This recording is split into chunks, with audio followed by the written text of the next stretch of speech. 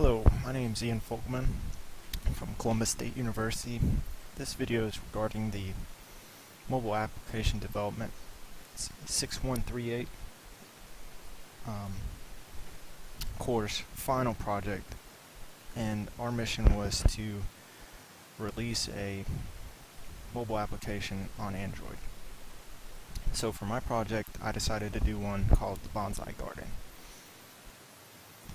So my problem statement was to provide an application that can help inform its community of users about events and information regarding the specific topic of bonsai art.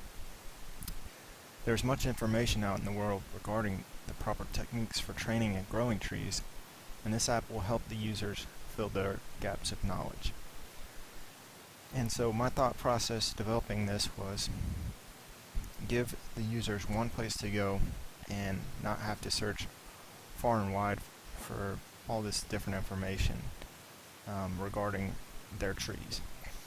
So the users and stakeholders for my app, the users will be the community of those whom are interested in growing dwarf trees. The stakeholders, in my mind, would be an authorized body that would release the app, such as a club or an organization who wants some form of contact method with its members. And this entity would be responsible for updating and pushing relevant contents to its user. Therefore, choosing what content, what they deem necessary to provide to their user base, what type of information they want to push out. And again, it's all about kind of consolidating where a user has to search for their information and giving them all the tools in one easy to access application. So moving on to the scope of the project. The scope will be a one-stop shop for the people who are interested in bonsai. There are many features in this application.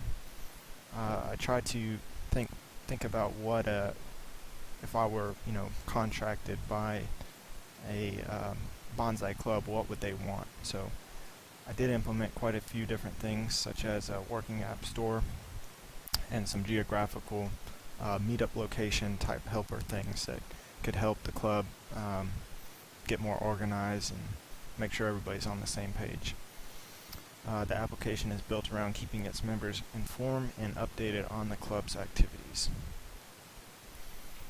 So moving on to the prototype slide. This was my initial concept for the application. You can see we have a login screen there, register your application, number 2 there, and a splash screen here. And so once you hit the splash screen, you would be authenticated and you would have access to all the other types of activities. So I named mainly 5 unique activities within this application that give the user use to pretty diverse functionality. And I'll demo those later in the video. And so as far as a conclusion, utilizing some Google APIs and knowledge of database, SQL, and Java, I was able to implement an application that can provide its users with many features that would be paramount to a guild or club trying to organize their activities. And again, that was part of my mission statement and what I feel I have achieved with this app, and I will demo those in just a moment. Okay, welcome to the demo part of the demo part of the application.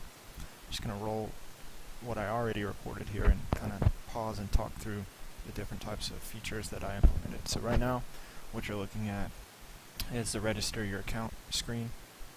I used system preferences to save the user's account and password. And once you type those in, you just hit the register new account button and you'll get a toast notification telling you that your new account has been registered, and then you'll return to the login screen to use those same credentials to sign into the application.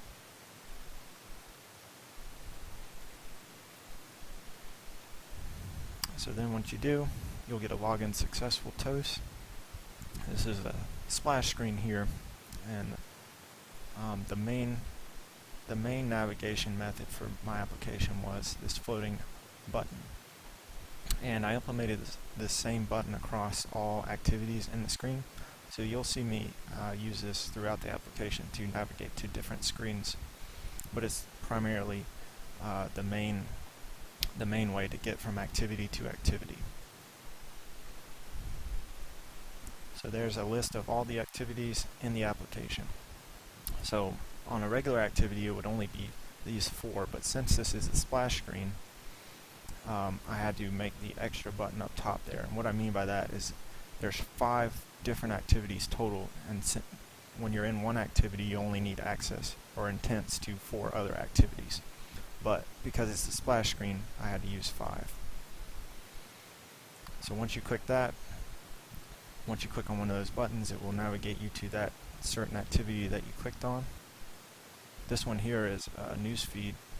I copied some information from another bonsai website and just did some spoofed news updates, similar to what you would expect the functionality to be if it was used for a real club. So then again, we click the floating button and you can see all the different types of activities that are available to you from that screen. So next we're going to go to the tutorial library.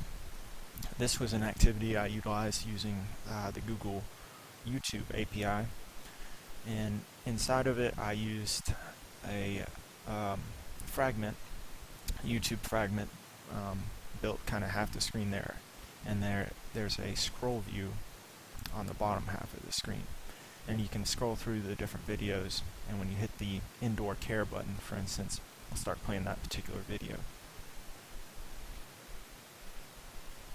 So there you can see the first video was the indoor care video, and now I'm scrolling down and I'm going to click on Chinese elms, and you can see the new video loads into the player and starts playing. And the way that you do this is you utilize some IDs. So on the YouTube URL, maybe the last like 6 or 10 digits are an ID, and you actually, when you press one of those buttons, it sets a string equal to the ID of that particular video, and then it tells the player to restart. And that's how I managed loading new videos like this activity does.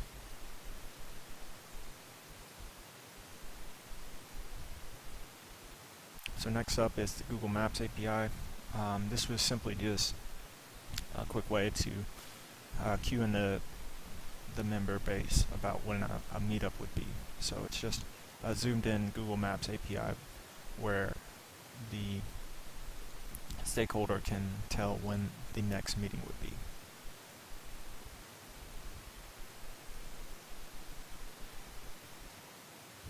So next up is the in-app store.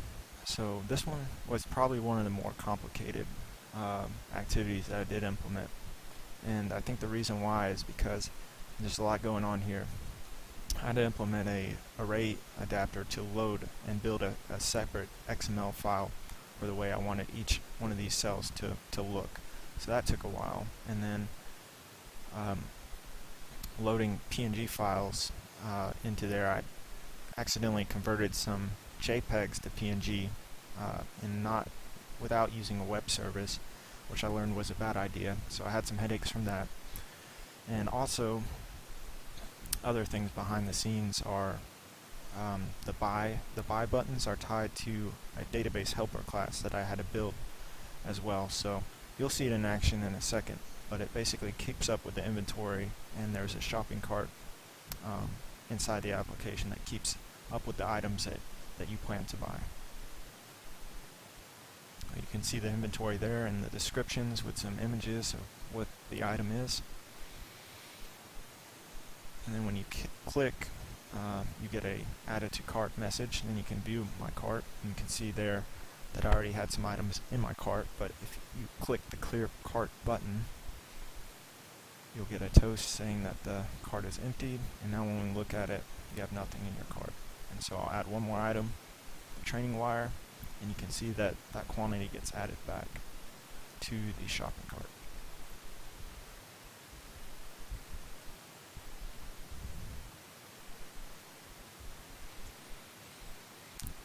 And so lastly is the membership spotlight. This would be utilized to just kind of as a Hall of Fame measure for the members that would send in photos and get spotlight for their bonsai trees and being part of the club and that sort of thing.